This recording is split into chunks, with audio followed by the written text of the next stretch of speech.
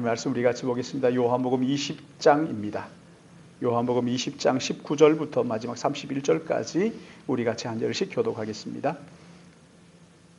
요한복음 20장 19절부터 31절까지의 말씀입니다. 19절 말씀 봉독합니다. 이날 곧 안식 후 첫날 저녁 때 제자들이 유대인들을 두려워하여 모인 곳에 문을 닫았더니 예수께서 오사 가운데 서서 이르시되 너희에게 평강이 있을지어다. 이 말씀을 하시고 손과 옆구리를 보이시니 제자들이 주를 보고 기뻐하더라. 예수께서 또 이르시되 너희에게 평강이 있을지어다. 아버지께서 나를 보내신 것 같이 나도 너희를 보내노라. 이 말씀을 하시고 그들을 향하사 숨을 내쉬며 이르시되 성령을 받으라. 너희가 누구의 죄든지 사하면 사하여질 것이요 누구의 죄든지 그대로 두면 그대로 있으리라 하시니라. 12 제자 중에 하나로서 디두모라 불리는 도마는 예수께서 오셨을 때에 함께 있지 아니한지 다른 제자들이 그에게 이르되 우리가 주를 보았노라 하니 도마가 이르되 내가 그의 손에 못자국을 보며 내 손가락을 그 못자국에 넣으며 내 손을 그 옆구리에 넣어보지 않고는 믿지 아니하겠노라 하니라. 8일을 지나서 제자들이 다시 집안에 있을 때 도마도 함께 있고 문들이 닫혔는데 예수께서 오사 가운데 서서 이르시되 너희에게 평강이 있을지어다 하시고 도마에게 이르시되 내 손가락을 이리 내밀어 내 손을 보고 내 손을 내밀어 내 옆구리에 넣어보라. 그리하여 믿음 없는 자가 되지 말고 믿는 자가 되라. 도마가 대답하여 이르되 나의 주님이시요 나의 하나님이시니이다. 예수께서 이르시되 너는 나를 본고로 믿느냐? 보지 못하고 믿는 자들은 복되도다 하시니라. 예수께서 제자들 앞에서 이 책에 기록되지 아니한 다른 표적도 많이 해요. 같이 봅니다. 오직 이것을 기록함은 너희로 예수께서 하나님의 아들 그리스도이심을 믿게 하려 함이요 또 너희로 믿고 그 이름을 힘입어 영생을 얻게 하려 함이니라. 아멘. 오늘 요한복음 강의 63번째 오늘 말씀의 제목은 죽음에서 부활하신 주님, 죽음에서 부활하신 주님입니다. 지난 시간 말씀을 우리가 잠깐 생각하면 죽음의 권세를 깨트리고 부활하신 주님을 믿을 수 있는 증거들이 얼마든지 있다고 말씀을 드렸어요. 예수께서 부활하신 것을 어떻게 믿느냐, 증거를 보이라 하는 이런 무지한 사람들이 너무 많은 중에 예수께서 부활하셨다 하는 그 증거들이 얼마나 많은데 그 가운데 우리가 그 세 가지를 생각을 했는데요. 먼저는 주님의 무덤이 비어 있다 하는 것이 주님이 부활의 증거라는 거죠. 두 번째는 부활하신 주님을 믿음으로 만난 사람들. 제자들이 부활하신 주님을 만났고 또 역사에 이르러 수많은 사람들이 부활하신 그 주님을 만나 그의 삶이 새롭게 변화되는 것이 지금도 일어나고 있단 말이죠. 이것이 주님의 부활하신 증거다. 오늘도 말씀을 통해서 부활하신 주님을 얼마든지 만날 수 있다. 그리고 그 주님을 만난 사람들의 삶이 새롭게 변화되는 것을 볼 때 우리 주님 부활하셨다는 것을 알 수가 있다. 그리고 세 번째는 부활하신 주님 만난 사람들은 누구나 할 것 없이 구원의 기쁨과 죄 용서의 감격을 안고 새 사람이 되었다는 거예요. 부활하신 주님을 만났다. 그럼 그 사람이 삶이 새로워지고 변화되라는 것이지요. 그래서 우리 주님의 부활은 확실한 것이다. 또 그 외에도 또 많이 있죠. 예수님의 부활 이것을 전하면 죽음이 기다리고 있음에도 불구하고 내 생명을 내려놓는 한이 있더라도 그 그리스도의 부활을 전하는 것을 볼 때 누가 거짓말을 하다가 죽는 게 뻔한데 아무 이익이 없는데도 예수님 부활하셨다는 자기의 생명을 내놓고까지 주님의 부활을 전하는 사람이 어디 있겠느냐 하는 거죠. 그러나 주님의 부활을 전한 사람들은 그렇게 자기의 생명을 내려놓고 구차하게 생명을 구걸하지 않고 부활의 그 아침을 기다리면서 주님의 부활을 전했다는 것이지. 오늘 여기 이 본문 말씀은 이제 부활하신 주님을 만났던 사람들 이야기이지요. 그 명일도 동에 가면 요즘 한창 그 말썽이 되고 있는 그 교회가 하나 있는데 그 교회 입구에 뭐라고 써는 오직 주님 이렇게 써놨어요. 오직 주님. 근데 어떤 사람들은 왜 주님이야? 그러면서 오직 예수지. 이렇게 해가지고 또 아는 척 하면서 막 그렇게 써요. 근데 언젠가 제가 그 교회 목사님 이야기를 들었어요. 왜 예수가 아니고 주님이냐? 오직 예수. 그건 예수 그분이 예수가 그 부활하신 나사렛 예수 그분 얼마든지 그래 인정한다. 그러나 우리는 나사렛 예수 이게 아니라 예수 그분이 나의 죄와 허물을 위하여 십자가에 죽으시고 부활하신 나의 주님이다. 그래서 오직 예수 이렇게 써놓은 거예요. 그거 뺏길 때도요 잘 뺏겨야 되는 거예요. 오직 예수가 아니에요. 예수는 역사적인 인물이에요. 그러나 오직 예수 그분이 나의 죄와 허물을 위하여 죽으시고 부활하신 나의 주님이시다.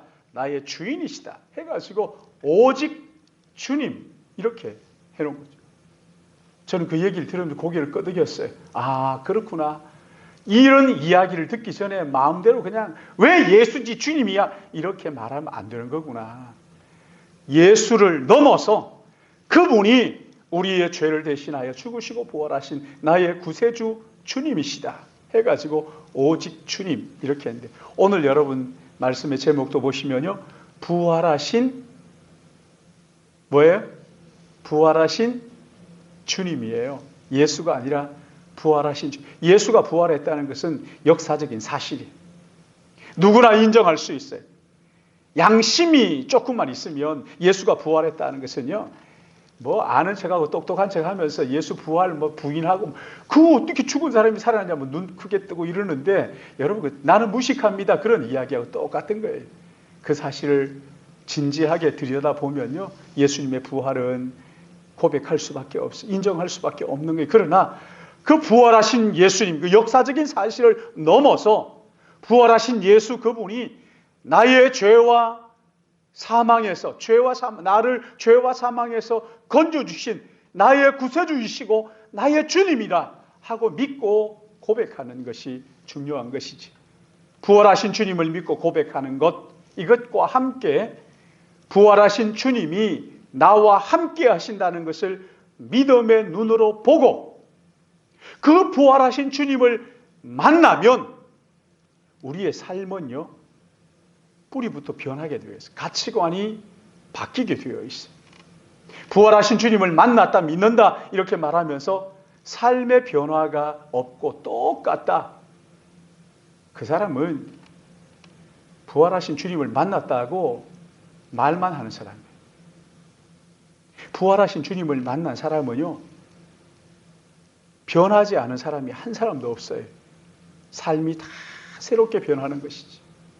살아계신 주님을 만나고 변하지 않은 사람은 아무도 없어요. 역사 이래로 정말 주님을 만났는데 변화가 없다. 그 사람은 가짜예요. 그런 사람이 없어요. 오늘 여기 본문에도 보시면요. 세 부류의 사람들이 부활하신 주님을 만나요.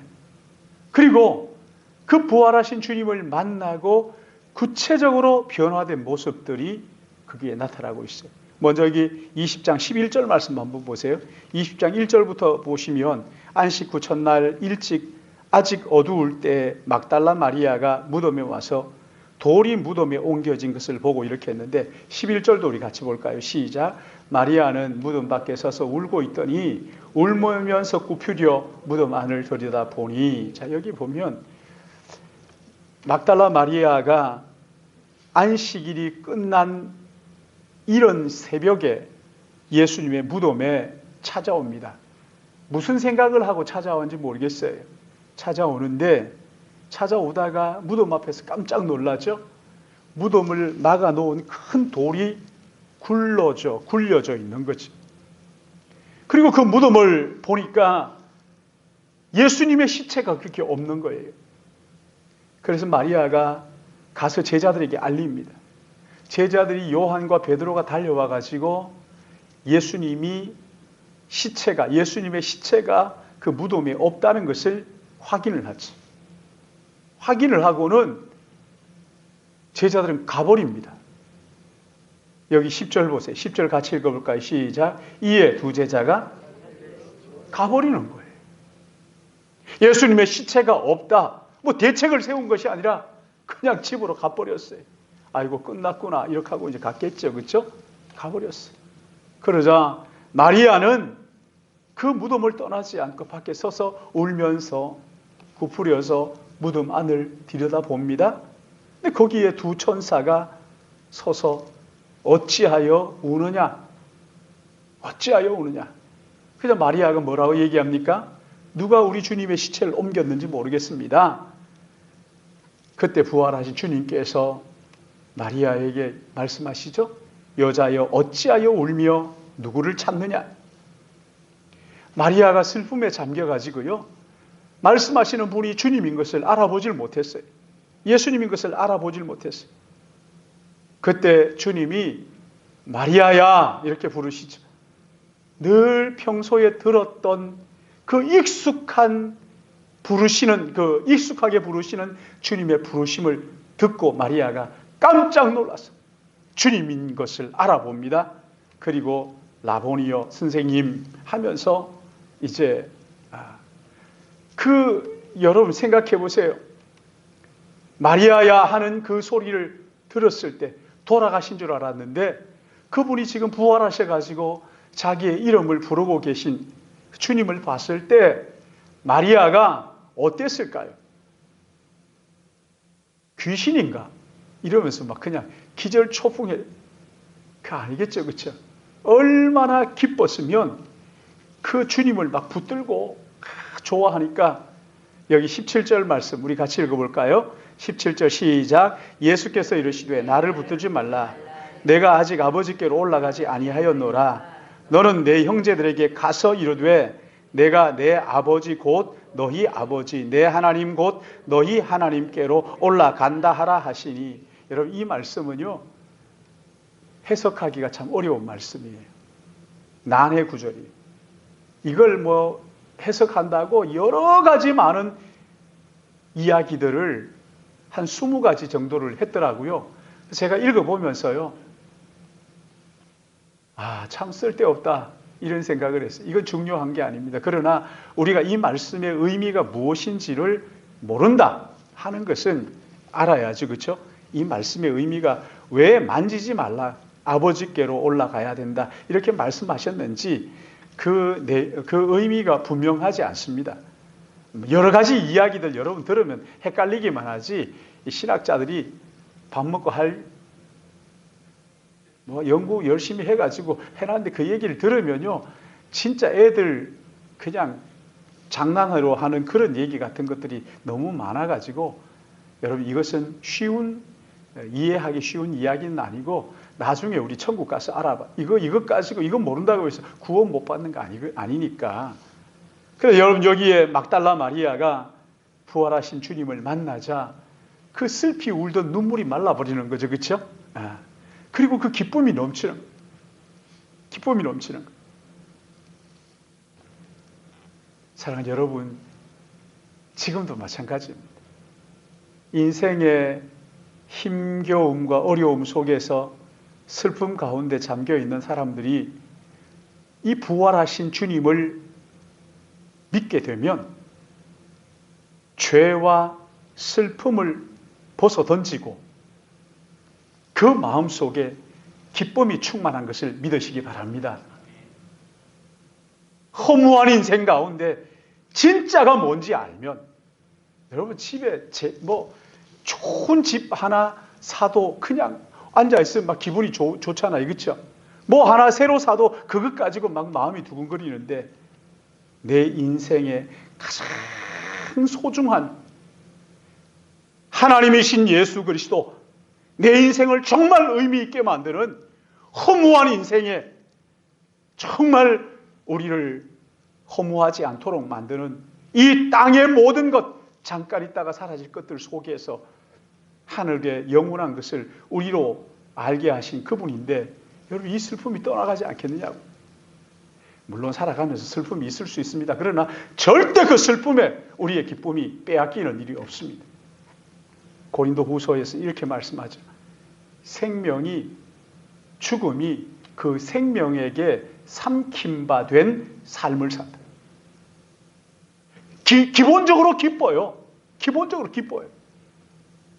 무슨 일을 하든지 아니 지금 당장 죽을 것 같아도 부활하신 주님을 내가 만난 그 은혜가 있다면 기본적으로 기쁜 거예요. 세상에 슬픔을 혼자 다 지고 있는 것처럼 그러지 마요. 그러지 마요. 예수 믿는 사람들은요, 기본적으로 얼굴이 밝아야 돼요. 얼굴이 밝아. 피부가 좋든 안 좋든 상관없이 얼굴이 밝아야 돼요. 막달라 마리아, 슬픔에 잠겨 있는 이 여인이 부활하신 주님을 만나자 그 슬픔이 다 떠나가고 마음속에 기쁨으로 희락으로 충만하게 넘치게. 그런가 하면 여기 19절 말씀 보십시오. 이 슬퍼하던 자가 기뻐하는 걸로 바뀌었잖아요. 19절 말씀 우리 같이 읽을까요? 시작. 이날 곧 안식 후 첫날 저녁 때 제자들이 유대인들이 두려워하여 모인 곳에 문을 닫았더니 예수께서 오사 가운데 서서 이르시되 평강이 있을지어다. 안식 후 첫날 제자들이 지금 유대인들을 두려워가지고 벌벌 떨면서 문을 다 걸어 잠그고 방에 모여 있는 거죠. 예수께서 그 가운데 오셔서 뭐라고 말씀하셔요? 왜 평강이 있을지어다 말씀하시는 거예요? 이 제자들이 두려움에 사로잡혀 있거든요. 지금 문을 다 걸어 잠그고 유대인들이 두려워가지고 벌벌 떨고 있다고요. 그들에게 오셔서 주님이 말씀하시잖아요. 평강이 있을지어다. 사랑하는 여러분, 부활하신 예수 그리스도 그분을 만나면 우리 안에 있는 두려움들이 떠나가고 평강이 임하는 것을 믿으시기 바랍니다. 우리 안에 평강이 임하는 거예요. 이 제자들의 마음속에 두려움으로 가득 찬 그들에게 주님이 찾아오셔서 평강이 있을지어다. 평강이 있을지어다. 그리고는 우리 주님께서 그 손과 옆구리에 그 못자국과 창에 찔린 그 상처를 보여주시면서 제자들이 그 주를 보고 여기 어떻게 하셨다 그랬어요? 20절 같이 읽을까요? 시작. 이 말씀을 하시고 손과 옆구리를 보이시니 제자들이 주를 보고 두려움이 다 떠나간 거예요. 그리고 기쁨이 임한 거예요. 두려움이 다 물러가고 마음에 평안이 임한 거죠. 그렇죠? 평안이 임한 거예요. 부활하신 주님을 만나니까 유대인들이 두려워가지고 문을 꼭꼭 걸어 잠그고 있는 그 마음, 그 제자들의 마음 속에 우리 주님의 평강이 임하니까 기쁨이 충만해진 것이지. 그리고 주님께서 말씀하시죠. 그렇죠? 21절 말씀 같이 읽습니다. 시작. 예수께서 또 이러시되 너희에게 평강이 있을지어다. 아버지께서 나를 보내신 것 같이 나도 너희를 보내노라. 이렇게 말씀하시고 그들을 향하사 숨을 내쉬며 이르시되 뭐라고 말씀하셔요? 성령을 받으라. 성령을 받으라. 너희가 누구의 죄든지 사하면 사하여질 것이요 누구의 죄든지 그대로 두면 그대로 있으리라. 이렇게 말씀을 하셨죠. 어제 목사님 제가 강의를 들으면서 그런 말씀하셨어요. 세상 사람들이 생각을 하는데 인생은 참 어렵다. 고난이다. 인생의 슬픈 일이 80%고 기쁜 일이 20%다. 그렇게 이야기를 하더라고요. 여러분, 우리의 인생에 예수 그리스도를 만나는 순간 이게 그냥 예수 그리스도 이런 게 아니고요. 정말 내 마음속에 예수 그분이 멸망할 나의 죄인의 구세주라는 것을 믿는 순간 우리의 마음속에 기쁨으로 충만해지는 것을 믿으시기 바랍니다. 누가 뭐라고 해도요. 누가 잘 살고 못 살고 그래가지고 내가 그거 보고 막 마음 상해가지고 그런 거 없어요. 주님을 구주와 주님으로 영접하는 순간 죄와 사망으로부터 내가 해방되었다 하는 이 기쁨과 감사가 우리 안에 가득하는 거예요. 그래서 우리 고백하잖아요. 내 마음속에 있는 참된 이 평화는 누구도 빼앗을 수 없네. 주님은 내 마음의 구주 되시었네. 오 주 없이 살 수 없네. 오 주 없이 살 수 없네. 오 주 없이 살 수 없네. 오직 주께만 기쁨 있네. 주님 없는 세상 평화 없네. 오 주 없인 살 수 없네.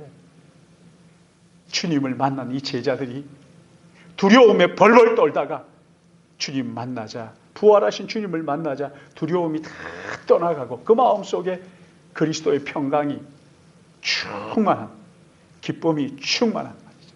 그런가 하면 또 하나 여기 24절 말씀 보십시오. 24절 우리 같이 읽어볼까요? 시작. 12제자 중에 하나로서 디도모라 불리는 누구요? 도마.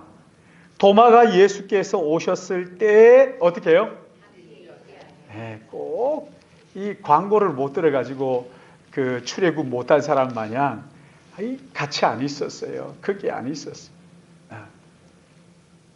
같이 있지 않았어요. 그러니까 25절에 제자들이 그에게 이르되 우리가 주를 보았노라. 그러니까 도마가 뭐라고 얘기해요?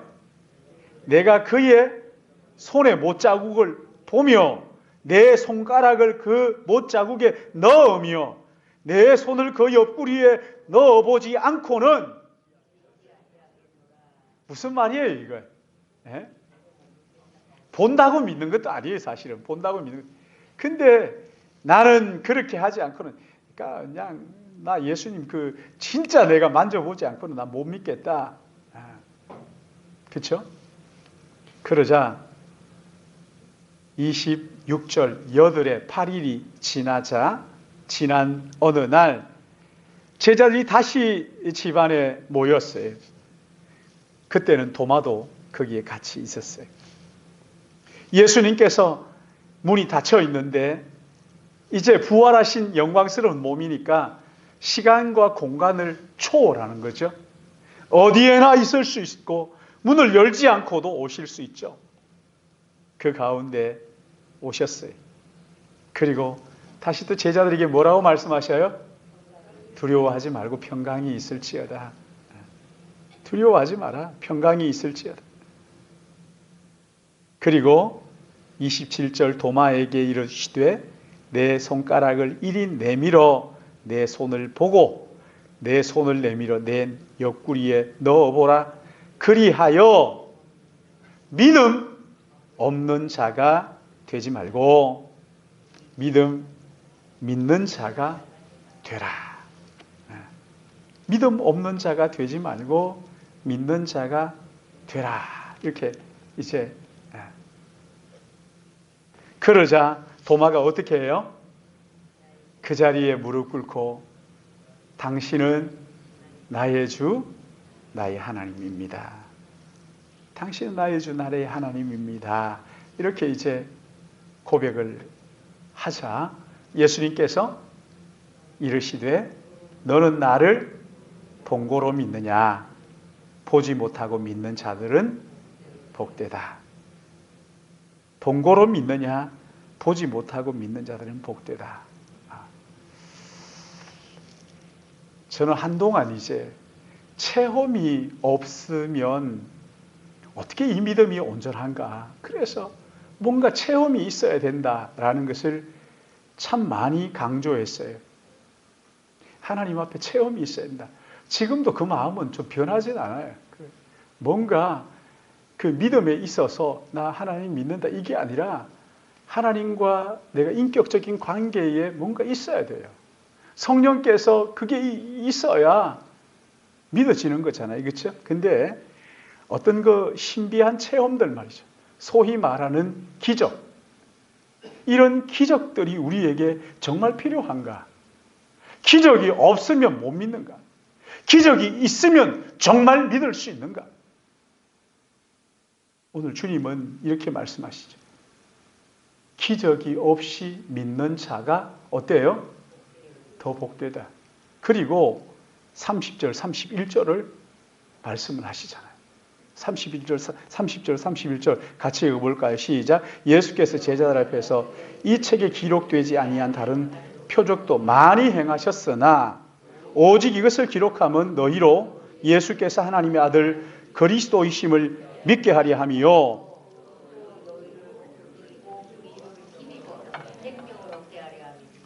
쉽게 말하면 무슨 얘기예요? 어떤 기적을 보고 표적을 보고 그게 아니라 무엇을 보고요?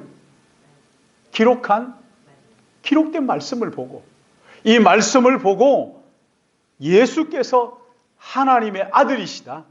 그리고 그분이 나의 구주이시다는 것을 믿음으로 우리가 영생을 얻게 하기 위해서 주님께서 기적을 걸어 놓은 것이 아니라 말씀을 기록해 놓으신 것을 믿으시기 바랍니다. 그러니까 여러분은 보고 믿었어요? 안 보고 믿었어요? 예, 그렇죠. 그러니까 주님이 지금 이 말씀 가지고 우리에게 뭐라고 말씀하셔요? 야, 복되다. 옆에 분들에게 한번 다 믿죠? 그러니까 옆에 복됩니다. 이렇게 안 보고 믿으니 더 복됩니다. 그래요. 여러분 이것을 기록한 것은 예수께서 하나님의 아들이신 것을 믿고 그분이 나의 구주이신 것을 믿고 영생을 얻도록 하기 위해서 하나님께서 기적을 막 계속 베풀고 있다. 이게 아니라 말씀을 기록해 놓으셨다. 말씀을 기록해 놓으셨다. 그렇죠?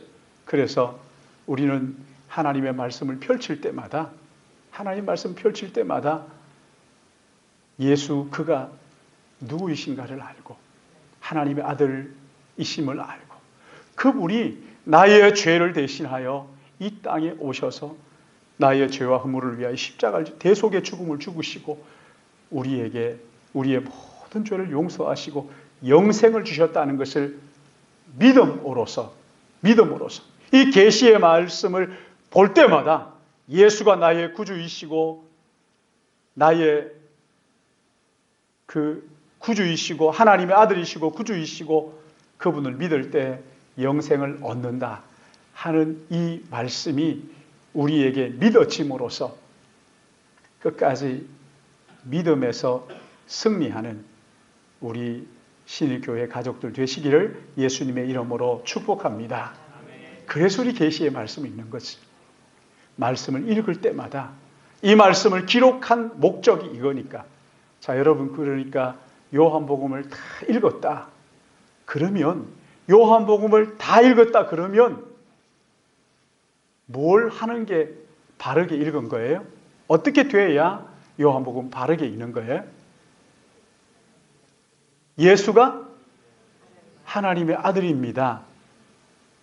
하나님의 아들이신 그분이 나의 구세주입니다. 그리고 그분을 믿음으로 영생을 얻는다. 이 세 가지예요. 요한복음을 정말 잘 읽었다. 아우, 나 요한복음 요새 공부해요. 아, 그래? 요한복음 공부하니까 어때? 예수 그분이 하나님의 아들이더라고요. 하나님의 아들이신 그분이 나의 죄를 대속하여 십자가에 죽으신 나의 구세주이시더라고요. 내가 그분을 믿기에 영원한 생명을 내가 얻었습니다. 여러분 이게 요한복음을 공부하고 읽는 이유란 말이죠. 요한복음을 읽고 뭐 성경 좀 아는 척하면 혀 차야 돼요. 이렇게 요한복음을 한 장을 읽든지 100번을 읽든지 10번을 읽든지 몇 번을 읽든지 간에 제가 이번에도 그 필리핀 그 데올로지칼 세미나리 베스토가 이게 성경에 있다가 보니까 떡을 나누다 하는 그게 베스토예요. 아, 참. 떡을 나누다. 그게 베스토라고요. 그러니까 나눔 신학교 가서 요한복음을 강의하는데 지금 뭐 세 번째입니까? 네 번째입니까? 하여튼 뭐 갔는데 가서 하는데 1장, 2장하고 3장에서 5장하고 6장에서 6장, 7장 이번에 가서 이제 한 7장부터 10장까지 12장까지 할 수만 있으면 12장까지 여러분 한 장을 하든지 한 절을 하든지 전체를 다 하든지 요한복음에 뭘 공부하면 뭘 안다고요? 세 가지예요. 하나는 예수가 하나님의 아들이다. 예수가 하나님의 아들이다. 요한복음의 기록 목적이라고요. 그 다음에 그 하나님의 아들이신 그분이 나의 구원자이시다. 그리스도 나의 구원자. 그리고 그분을 믿으면 영생을 얻는다. 옆에 분들이 이거요. 요한복음 21장까지 다 공부한 거예요. 이렇게 하면요. 그러니까 어느 토막을 하든지 1장을 하든지 10장을 하든지 21장을 하든지 19장을 하든지 어디를 하든지 예수 그는 하나님의 아들입니다. 예수 그는 하나님의 아들입니다. 그분은 나의 구세주이십니다. 나의 죄를 대속하신 구세주이십니다. 그분을 믿음으로 내가 영생을 얻었습니다. 이거요, 이거. 옆에 분들에게 한번 얘기해 줘요. 확실하게. 예수는 요한복음을 공부. 예수는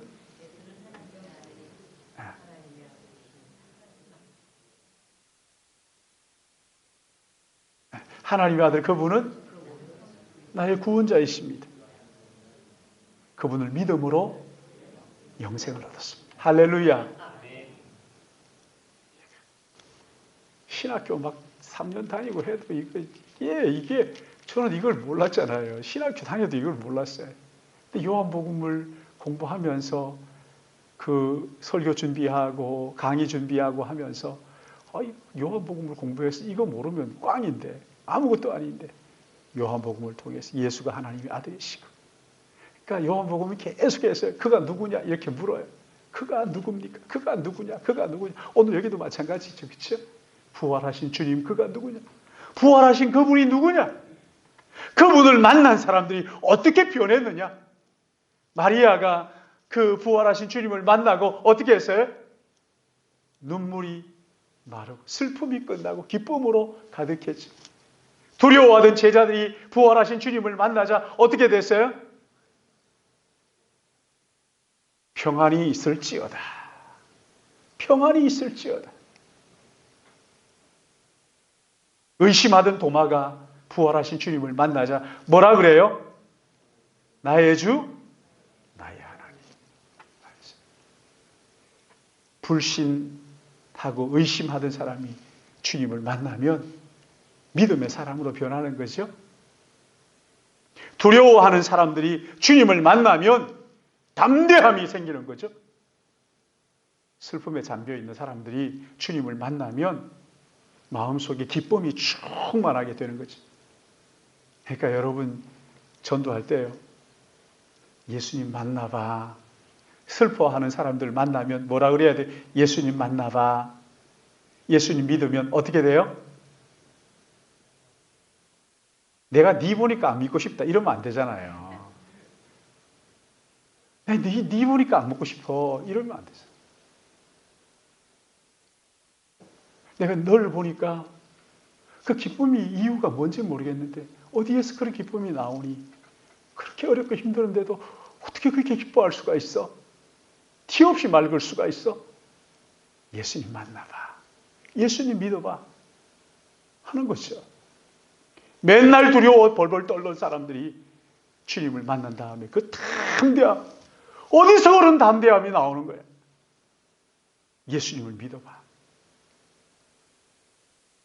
믿지 못해가지고 맨날 쩔쩔매던 사람들이 확신을 가지고 말이죠. 어떻게 그럴 수가 있어? 예수님 믿어봐 하는 거죠.